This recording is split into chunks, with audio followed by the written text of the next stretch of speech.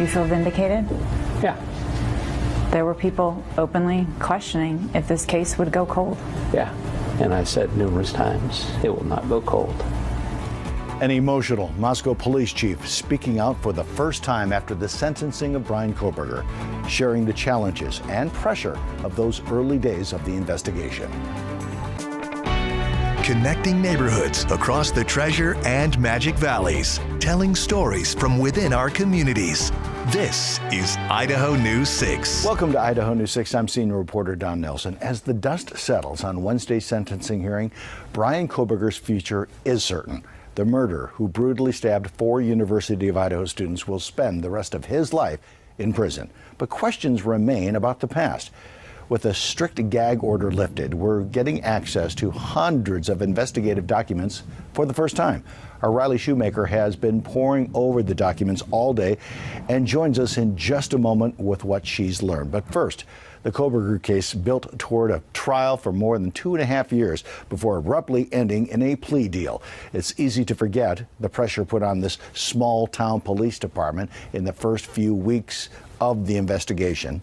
And tonight, we're hearing from the chief who didn't buckle under that weight and instead helped build a strong case that led to a conviction. The man who was the face of the University of Idaho murder case at first, Moscow Police Chief James Fry, sat down with ABC's Kano Whitworth to discuss the closure of the Kohberger murder investigation. You wanted to share more. You always want to share more, but I know the importance of not talking. Chief Fry defended his department when people called them podunk or the Keystone Cops. Fry said they did everything right, asking for help from the state and federal level. For 7 weeks, we just focused, and that doesn't always happen. No pride, no fights, local, state, federal law enforcement coming together. That doesn't always happen, and it did on this one. Chief Fry said he agreed with the plea deal and said he believes more information will come out through released documents. Whitworth asked if the knife sheath wasn't recovered at the murder scene, would authorities still have tracked Kohberger down? We talked about the car. Because we had collected so much video, and it's a different world out there now. People are tracked by cameras, they're tracked by their phones. So, as Detective Payne, I think, said today, it might have been a week, it might have been 2 weeks, might have been a month, might have been 6 months, but we weren't going to stop looking. Chief Fry has since moved on to a new role with the West Richland Police Department in Washington. New today, Bryan Kohberger is now officially in the custody of the Idaho Department of Correction with this new mugshot. And late Wednesday, hundreds of pages of police reports and investigative documents were unsealed, giving the most detailed look yet into the case that gripped the nation. I'm neighborhood reporter Riley Shoemaker, and I have reviewed all 314 documents, and what they reveal is chilling. The newly unsealed files expose disturbing behavior and unsettling witness tips surrounding Bryan Kohberger before and after the murders. A stripper in Washington told the FBI she felt stalked by someone she thinks is Kohberger, who asked personal questions, knew she had ties to the University of Idaho, and seemed fixated on the neighborhood where the killings occurred. A Tinder date told police he asked her, "What's the worst way to die? Like a K-bar?" The same type of knife police determined was used in the crime. And when he spent time in the Idaho County Jail, inmates described him as robotic, obsessively clean, and often awake at night. One said Kohberger told him he was going to beat this case. And a former WSU student recognized herself in photos reportedly pulled from his phone, taken from her public Instagram. Kohberger was her TA at the University of Washington. Police reports also include a tip from a real estate agent that Kohberger and his father were seen near the crime scene 5 months before the murder, but the FBI couldn't verify it. And the crime scene details even more haunting. Kaylee Gonzalez suffered 34 stab wounds, her face unrecognizable. Xana Kernodle had more than 50 stab wounds. Defensive injuries were found on Xana and Ethan Chapin, and the knife sheath was discovered in bed next to Maddie Mogan. All the evidence shows and tells us that he used a knife, a K-bar knife, and that's a weapon we believe was used to commit all the murders.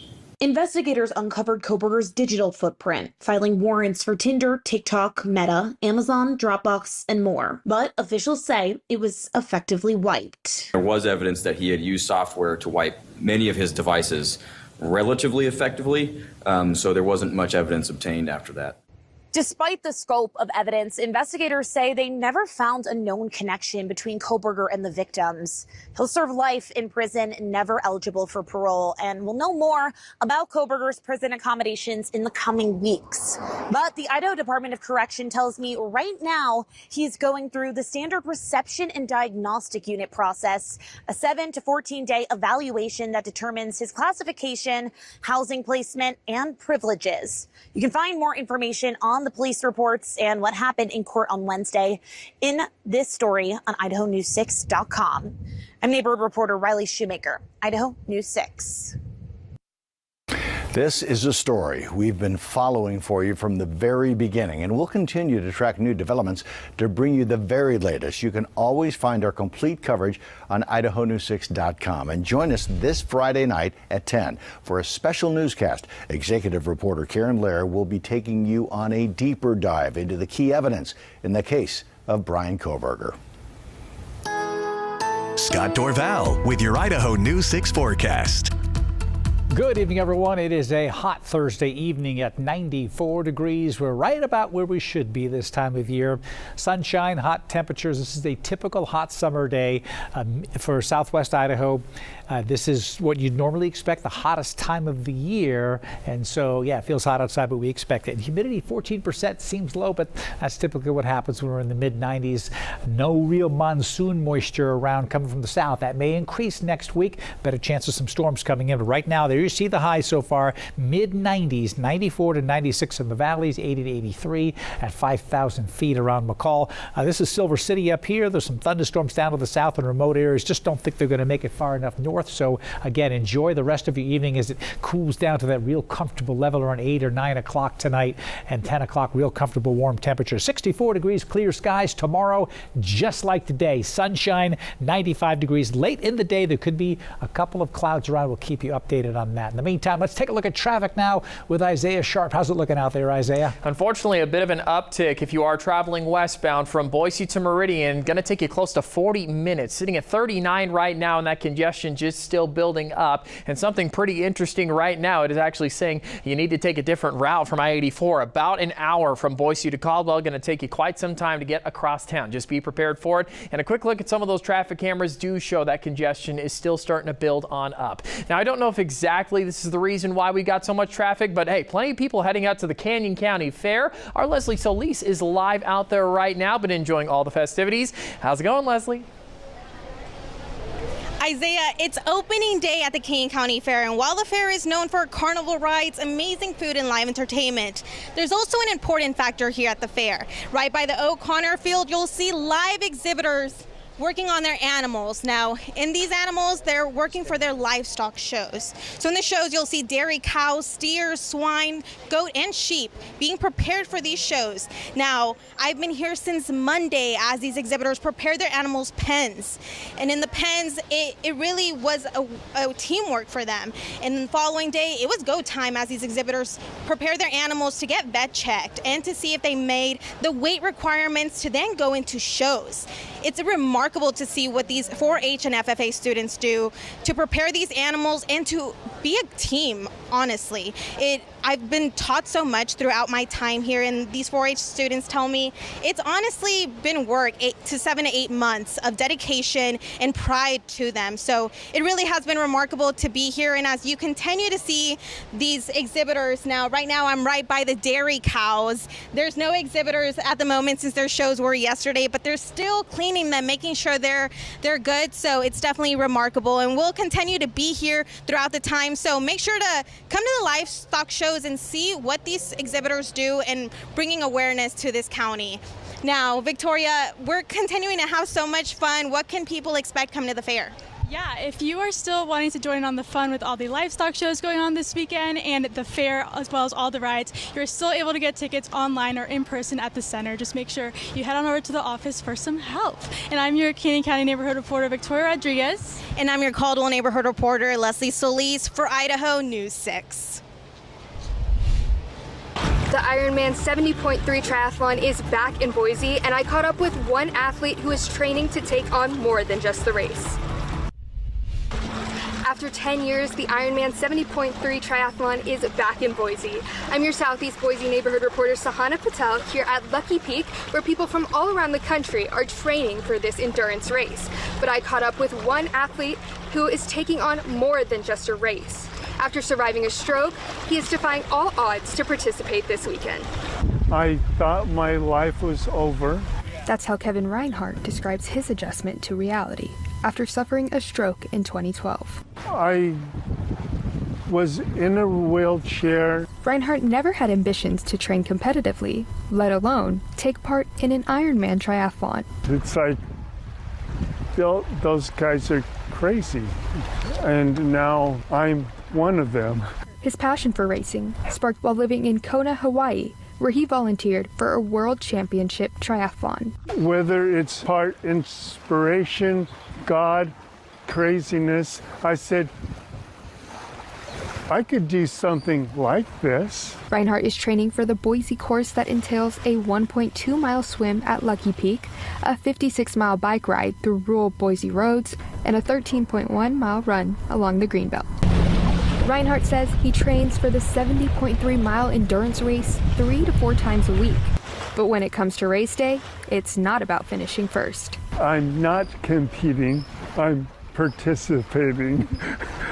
Yeah, I'm not fast, but I am persistent, and that's what triathletes look up to. The triathlon will take place Saturday, starting here in Lucky Peak and the finish line in downtown Boise. I'm your Southeast Boise neighborhood reporter, Sahana Patel, for Idaho News 6. I'm Chief Meteorologist Scott Roval. If you've got plans to go camping or hiking or fishing this weekend, I want to take a look at the thunderstorm threat that you've got depending where you're headed. All that's coming up in my extended forecast. Scott Dorval with your Idaho News 6 forecast.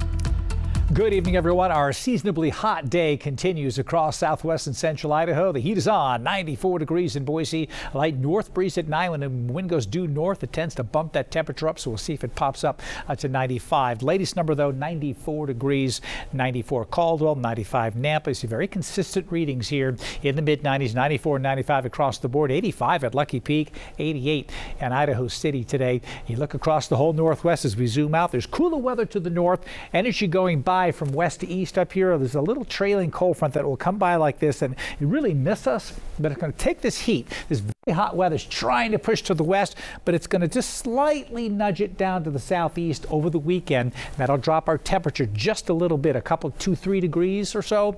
There are some storms right now, though, forming to our south. They're going to stay mostly to the south. A few clouds will drift into the Magic Valley, but that's it. So the real heat is to the east. It's been cooler than normal along the west coast. This very hot weather is not centered here. It's centered. I'm going to push this all the way to the east. This is where it is, a double-barreled high-pressure system, which extends right to where I was showing you near Denver, where they had an active ground stop because of thunderstorms nearby earlier today. This heat is back east. It is scorching heat. There's moisture coming out of the Gulf of America, and that adds to the humidity, and it makes the heat index go up. What it feels, it just feels horrible like that. Right now, of course, it's getting a little bit later. Heat indices are lower, but the humidities, it's just brutal heat that's occurring over here, and it's going to continue here for a little while. We've got a red flag warning to the west, but an extreme heat warning right here. You see it in this location. It is shrinking a little bit. This high pressure is going to hang here for a little while, but what's going to happen over the next 2 weeks, this big ridge of high pressure I showed you is going to transition to the west, okay? So here it is right now, centered right here.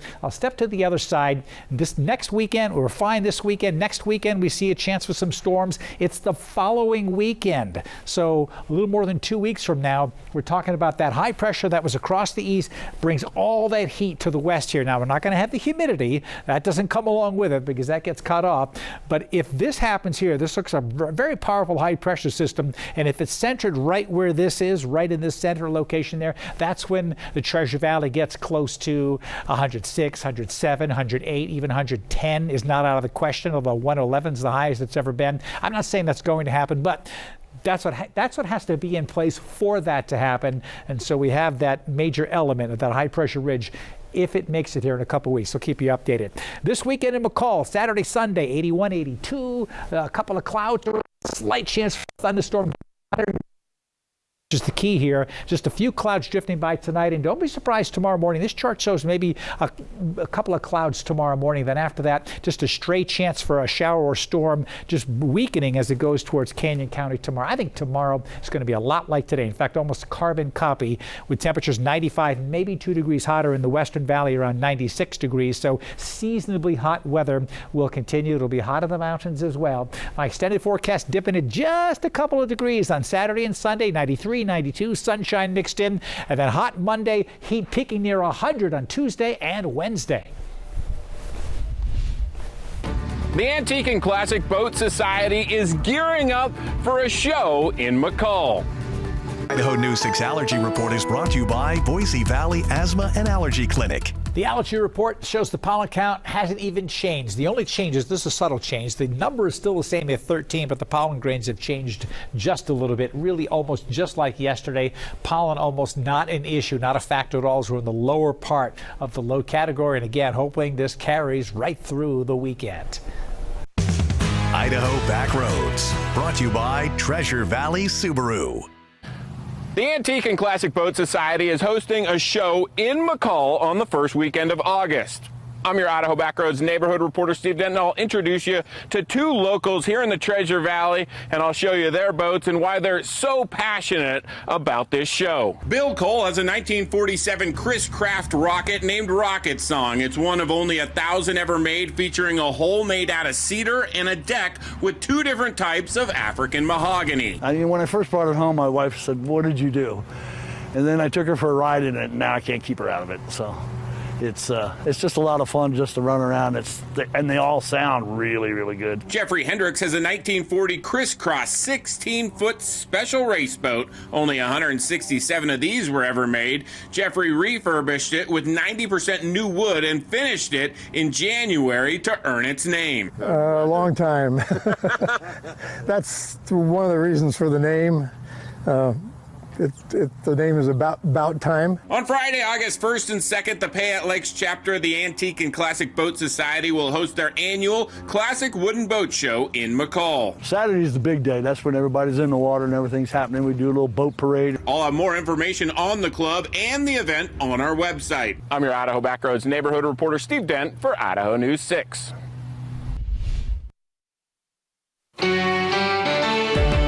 Outside from the Treasure Valley Chevy Dealers Tower Cam.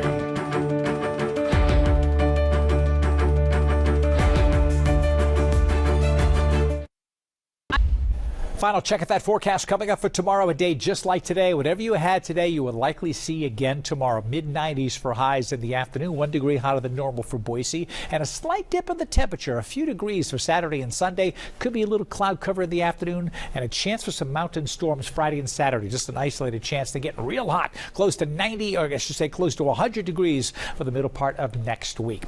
Thanks for joining us, everyone. Be sure to join Isaiah Sharp tonight on Idaho News 6 at 10 o'clock. We'll give you the latest forecast for the weekend. Have a great evening.